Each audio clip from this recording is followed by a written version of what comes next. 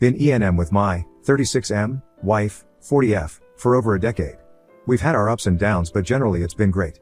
We have our rules, the most fundamental one being that even in the context of ENM, we would always operate on a bedrock foundation of mutual respect for each other and each other's partners.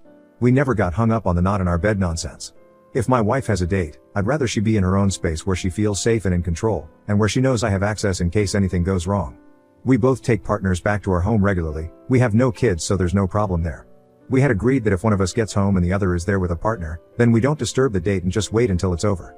We've also always gotten off on listening in on each other when this happens, which anyone we bring back home is made fully aware of. Usually we all have a drink together afterwards. I got to my house and she was there with her longest term partner, who has been in our lives for about 6 years at this point. They didn't know I was in the house and I started listening from the landing. They were talking about me in an incredibly humiliating way. He would give her prompts, asking her questions about how pathetic and useless I am, and she would agree about how I can't F and I'm a crap husband, and she would agree and pile on with name calling and degrading comments about me. For what it's worth, I know it's part of a power/humiliation dynamic, but I don't care. I was effing furious. It's not an ego thing. I know I'm a good attentive husband, and if I can allow myself a moment of conceit, I'm a pretty damn good lay as well. I would not ever tolerate any partner of mine saying a bad word about my wife, and I would D before I participate in anything that humiliates her even if she's not there. At no point in our ENM journey did I consent to become the object of my wife's derision and disrespect when she's on a date, especially with her closest and longest running partner. I walked into the bedroom, big no, and told him to get the F out. My wife was livid and said no, he's not going anywhere, but I put my foot down and kicked him out of the house. We had a massive fight. She told me I was being a huge idiot. I told her she doesn't respect me, and some harsh words were said from both sides. Ali, that was Tuesday night and we haven't really spoken since. I certainly won't be the first to make contact, and she's been staying at his place all week, which is a major violation of our ground rules, but I also broke them by kicking him out. For 13 years I've worshipped the ground she walks on, and I refuse to accept the way they talk about me, even in the heat of the moment. It's not right and I won't stand for it. It's really put the future of our marriage into question, because I won't move forward with him still in the picture, and that will cause a volcanic amount of friction. She really likes him and has known him for almost half the time she's known me. It would severely disrupt our system and I know she would resent me for it, but I also know I will resent her if he stays. I feel steadfast in this, but I'd appreciate a sanity check before I make any drastic moves. Update 1. My wife came home last night and we had a very long and incredibly difficult conversation. She texted me yesterday and asked if it was okay with me if she came home after work. I said it's her home too and that I'd been waiting for her for 3 days. There's no way I could go through everything that was said, so I'll just summarize what I feel were my biggest takeaways. Basically, there was some good and some bad, and we're taking baby steps on crackling ice. As soon as she walked in the door and saw me, she broke down and started apologizing. For what they said, for what she said afterwards, and for leaving, all of it. The crap talk about me has been going on for nearly 2 years. Started around the time COVID lockdowns were relaxing so we could see FWB again. She had told him she'd missed him during the first time they met back up. He told her yeah, because all she's had in lockdown is me, and it escalated from there. They don't do it regularly, just from time to time, and that she was mortified I had heard it. She said she never means any of that stuff, but it turns him on and the S is better as a result. Dude has his own major insecurities apparently, and she had taken it upon herself to make him feel more like a man, and she never thought I'd ever hear or be hurt by it.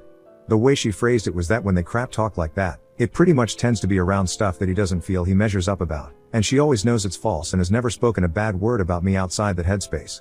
Her initial burst of anger when I barged in the bedroom, she says, came from a place of extreme embarrassment and shame.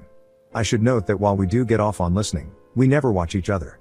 We've tried a few times, but there's something about the visual that rubbed us both the wrong way, so we stopped. So for her, when I walked in, it was kind of like a parent busting in on you crapping off to some effed up crap. It is also true that when I walked in, he did have her in a very vulnerable position performing a humiliating act on her, so I see how that could have made her erupt in shame. Upon reflection, it may also be possible that seeing her in that compromised position added to my own anger in that moment as well. She was also feeling embarrassed on behalf of the guy, that she wasn't able to provide a safe place for him, and blamed me in the moment for embarrassing them both. This also fueled her defensiveness afterwards and her refusal to back down or concede anything. I'd made her feel like a tramp, apparently. She apologized unreservedly for not acknowledging my feelings on the night and for not apologizing straight away. She regrets the things she said during our big fight and that I was totally right to feel the way I did and that she was just feeling humiliated and cornered, but that she knows I must have felt even worse. I asked her if she loves him. Of course not, she says. They have great chemistry and she cares about him a lot, but they would never be compatible in real life and not once has she ever contemplated a future with him. It somehow upset her that I would think that. However, she confessed that she has known for over a year that he has been in love with her since at least before the pandemic. He tells her frequently, but she never says it back. She said that it made their time together more intense and enjoyable, and since she knew she could never reciprocate his feelings, it wasn't a threat. She's made it clear to him plenty of times that a future between them wasn't on the cards. This part has been really difficult for me to process. She said they would stop that kind of talk going forward. I said not good enough, I want him out. She started crying and said she feared I would want that, but hoped I wouldn't. She asked if there's any way they might be able to continue. I said she could hang out with him all she wants, but she'd be doing it as a single woman. She cried, but she agreed to break things off. She asked if they can meet up one more time because they never got the chance to say bye.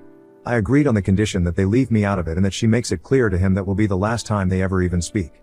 Any further contact of any kind after that will be the end of us. I should also note that in our subsequent fight that night, at one point I did say something like, well, why don't you just F off to his place then? In a rhetorical way that you sometimes do in heated argument, and in a moment of pettiness, she said fine I will and packed a bag and went. She spent the first night with him out of spite, but they did not have S and she would not have stayed any further nights except he went away for work, so she had his place to herself. Out of pride she was holding out and waiting for me to make contact before coming back, just as I was. We had to take around a half-hour break when I told her I had gone as far as making an appointment with an attorney for next week. She didn't handle that well at all and had a severe panic attack. She said she never imagined that would ever be on the cards, and that she would have come home days ago if she thought I was even remotely thinking about it. That she can't imagine life without me. Finally, I asked her how I'm supposed to believe the things she's telling me or if she's full of crap. She said she promises she's being truthful and she's never broken a promise to me before, which is true. So I'm inclined to mostly believe her explanations, but there's still a lot of things I need to work through, process, ask about and convince myself of. We decided we would close the marriage for a couple of months to focus on our own relationship and then reassess.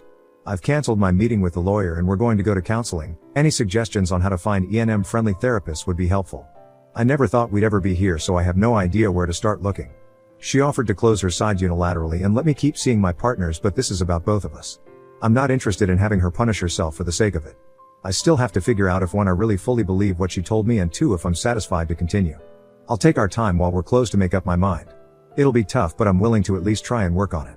I've been steeling myself for divorce all week, so that's the mindset I've been in, and I acknowledge that I owe it at least to the relationship we had to give it a hard try. Edit. A lot of you in the comments have been asking why I would ever allow one final date between them, especially a private one. Believe me, I've considered a lot of the same things that you've mentioned. Why would she even want to? Does she really not love him? It's only adding to the disrespect, etc. The main reason I'm agreeing to it is, counterintuitively, to give our marriage the best chance going forward.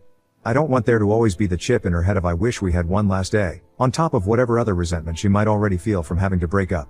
I'm only doing this under the strict understanding that any more crap, or any more contact after this in any way whatsoever is an immediate guillotine to our marriage. No trial, no appeal, just summary execution right then and there. There's no way I could have made this more clear to her, so the ball's is in her court. Underpinning my decision though, I have to admit that for the past week I've been painting myself a light shade of apathy.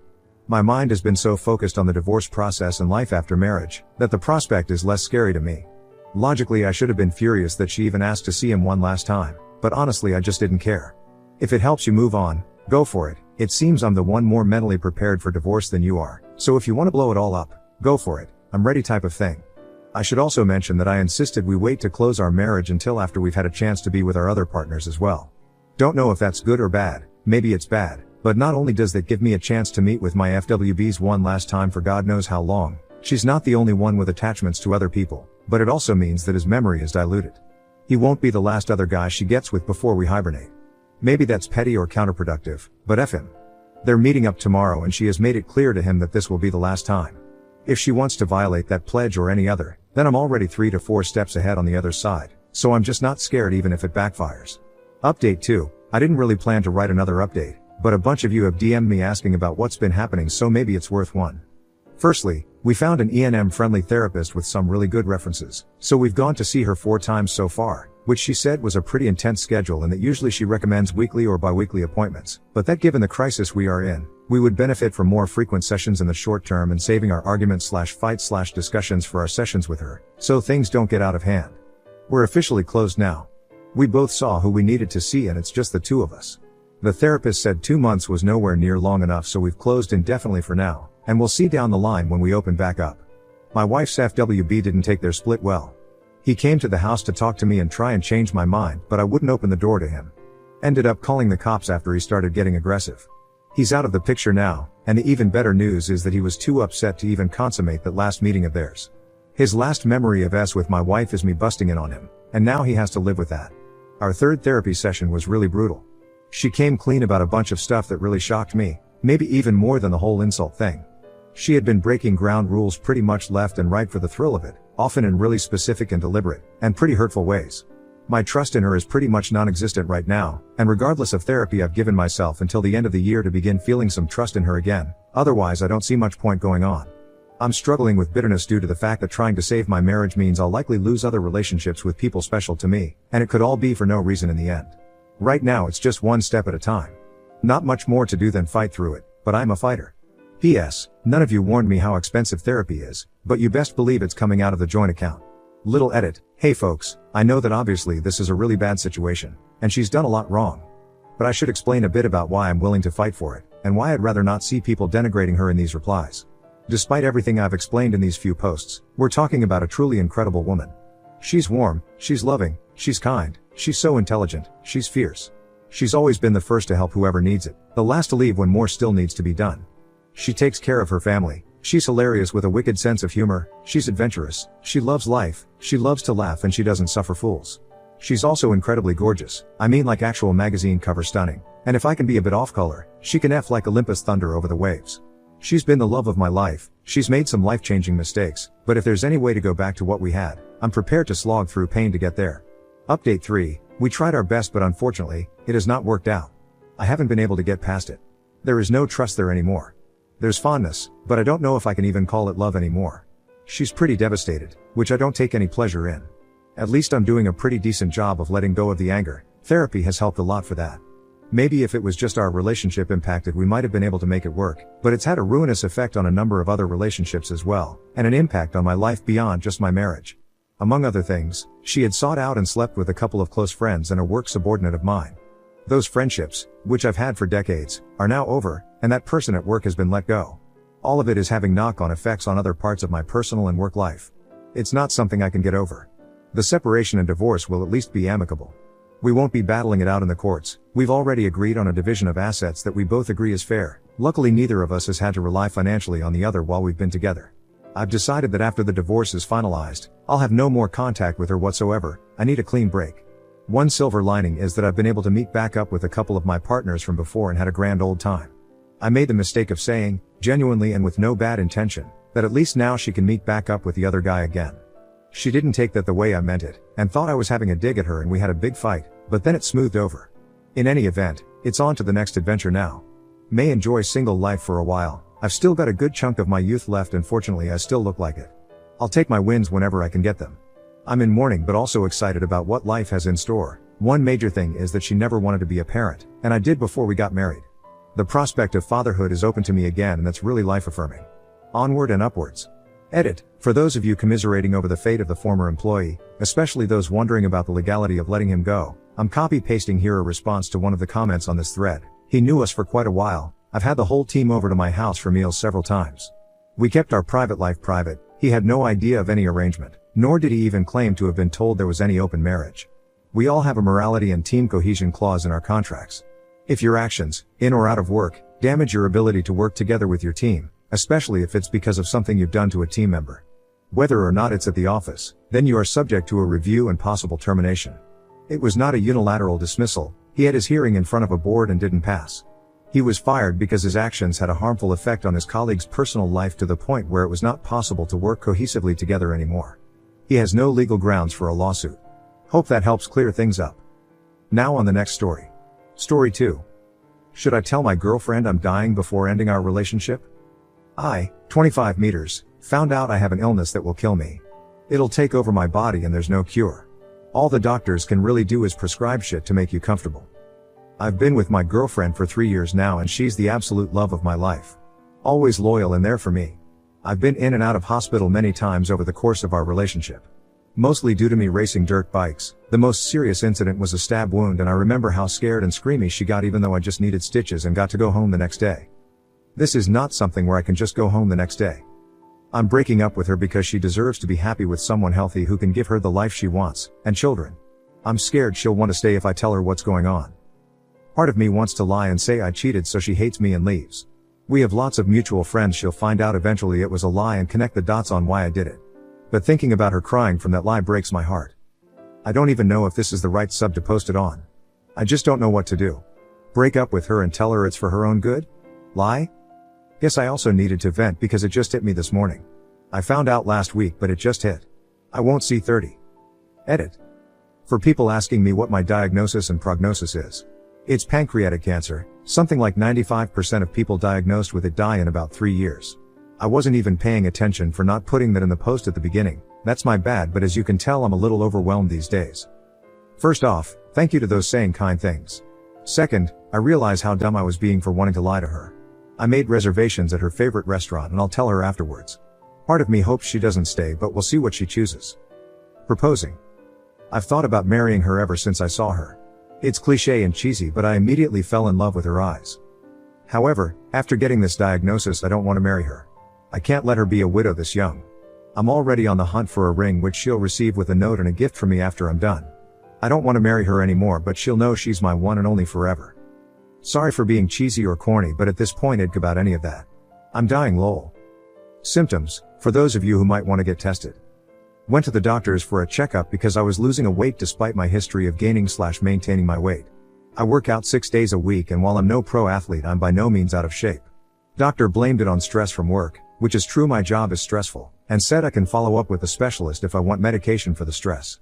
Went on with my life best I could, but kept losing weight and everyone got worried. Went back to the doctors and they ordered blood work. Got the results, which obviously were not good, and got sent to a specialist. While everyone thought the stressful job was the true reason, I was getting tested and scanned at the hospital where they, and I, realized I have slight jaundice. They then asked what my crap was like and I thought ABT it and told them. Apparently your poop tells you a lot more than just general health. Tests and scans showed I have a growth. Blah blah blah, you're now caught up to where I was told I have cancer and now we're here. Update 1, I told my girlfriend I'm dying. Took her to dinner at our favorite date spot, had some amazing food and some drinks like always. The date continued like normal, we drove down to the beach and started walking till we got to our spot. She spoke first and said that she could tell there's something I want to say because I have that look on my face. She then made a joke about how it's too soon for us to get engaged, so if there's a ring in my pocket it better say there. This made it so much harder. She thought there was a ring in my pocket when I'm about to tell her there never will be. Absolutely broke my heart. I told her she's right, there's something I want to say, and I told her everything. From how I found out to what the diagnosis means to the prognosis. I made sure to not sugarcoat it or leave anything out. She deserved to know everything. For the next hour it was a mixture of asking me if I'm sure and how could this be possible and crying. She immediately said she's going to stay by me and I don't need to worry about anything. I told her she needs to take a few days to think about it. I had already arranged for her best friend to be waiting in the other parking lot to take her to her house. I went home alone. Before anyone calls me names for not driving her home, I didn't want her to be alone after finding out, but I also didn't want her to see my cry. If she saw me tonight she'd get more scared. It would hit her that I'm terrified and she'd lose her shit. I got an update that she fell asleep because she cried so much. I sent an Uber Eats of her favorite dessert to her friend's house so it'll be there when she wakes up. As soon as I'm done typing this, I'm meeting up with my 3 closest friends to hang out. I've known 2 of them for 20 years and the other one for 18. We're very close and share too many TMI details. If anyone has suggestions on how to break the news of this to them, I'd greatly appreciate it. In the meantime, I'll be drinking for 2, me and this Basti cancer. Edit, thank you for the kind words. Couple things to add. I'm in Canada so I have free healthcare, I'm not worried about the cost of fighting this. I still haven't seen my girl as she's still at her friend's house. She'll text me to ask how I'm feeling and gets mad when I say I'm fine or make a joke. Telling others. Couple things you need to know about my friends. 2 of them are in medical school and the other in law school. They're still idiots though. I started off by asking one of them to make a cancer joke, ending it quickly with too soon man too soon, and that's how my best friends found out I have cancer. Medical school friends started telling me about new drugs and treatments while my law school buddy demanded to see my medical directives form, and that's also how they found out I've been an organ donor for years. Parents, still don't know. Sister, can't even pretend to have a clue on how to tell her, I still see her as my baby sister so it's tough lol. Boss, asked for a one-on-one this morning and told him my diagnosis. He said he'll help me abuse the company's benefits as much as I want. I told him all I really want is to show up to work like nothing's wrong and no one find out until I pass out at work. He agreed. My daily is a 2022 R1, blue crotch rocket for you non-motorcycle folks. I love that bike and have been asked if I'll stop riding due to this. Short answer is hell no. I've known I had something bad inside of me way before getting cancer. Life goes on and so will I. Update 2, she made her decision but went back on it. For those who don't know me, I'm 25, diagnosed with terminal illness. I gave my girl an out if she wanted it. You can read my posts for a better understanding. Sorry for being MIA, it's been kind of crazy. My girlfriend made the decision to not stay. She said she doesn't think she can handle it and doesn't want me to have to take care of her when it should be the other way around. I said I understand and will always love her. Paraphrasing here, but that's the gist of it. Yesterday she called me and said she's thought about it and wants to stay. She brought up all the other crap we've gotten over and how we always end up stronger. She wants to talk about getting married and kids, while I still can. When I asked what made her change her mind, she said she'll tell me after I answer, no matter what I answer. This made me uncomfortable because she changed her mind. I told her I need time to think, but once again I'm back to you lovely people to ask, what the heck do I do? Am I overthinking this? While I'm here I'll tell y'all what happened with others. Family, told them while I was at my parents' for dinner. I brought my scans and test results and just explained it using facts not feelings. I did this because my parents both hold PhDs and are university professors. I thought they'd accept it easier with evidence rather than feelings. Seeing my sister cry shattered my heart into a million pieces. I just hugged her and said it'll be okay because now she knows she'll get my car soon. She laughed a little and for some messed up reason that made everything okay to me. Friends, the 3 dum-dums I call my best friends helped me tell some other close friends. They're being supportive and nice. I told them to cut it out and go back to roasting each other. They listened and we're good now. I've also told my work besties because they deserve to know. Update 3, disappointing. First off, to people who commented and messaged sorry for being MIA, I've been trying to get through them. Thank you to everyone who said kind things. A lot has happened since my last update. My girl said she would tell me why she changed her mind after I gave her an answer. I told her I wouldn't give an answer till I knew what changed her mind, and boy was I not ready for the answer. A lot of y'all thought she would tell me she's pregnant. Nope. She didn't want me to die without knowing her biggest secret, but only wanted to tell me if I stayed with her. Are y'all ready? She cheated on me while I was in the hospital from a motorcycle accident. I still don't get how this made her change her mind, but it's the only explanation I got from her.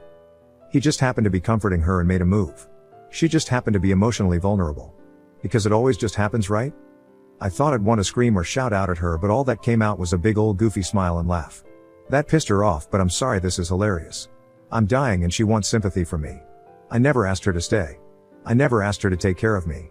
Not now, not back when I got in my accident. I got up and left. She's been texting and calling nonstop, sent every single one to voicemail. Her friends are calling me in a hole for leaving her like that. Screw what they say. They all knew and didn't tell me. Update for the rest of what's going on with me. I drink a lot. Like too much a lot. I know it's bad, but it makes everything feel normal. The world when I'm drinking is just so much better than when I'm sober. I'm thinking of doing chemo, but if there's a point. I took a look at my finances and turns out I have a tidy sum over here. I'm not going to blow it on hookers and blow or a year-long trip. I'm just going to work and spend it how I want. Whatever's left is going to be split amongst my friends because my family doesn't need it. And yes, I already cleared it with them, they have no problem with it. Family is confused why I'm goofing around, but I think they're starting to get it. Saw my mom smile for the first time since I told her the other day and almost cried, ha.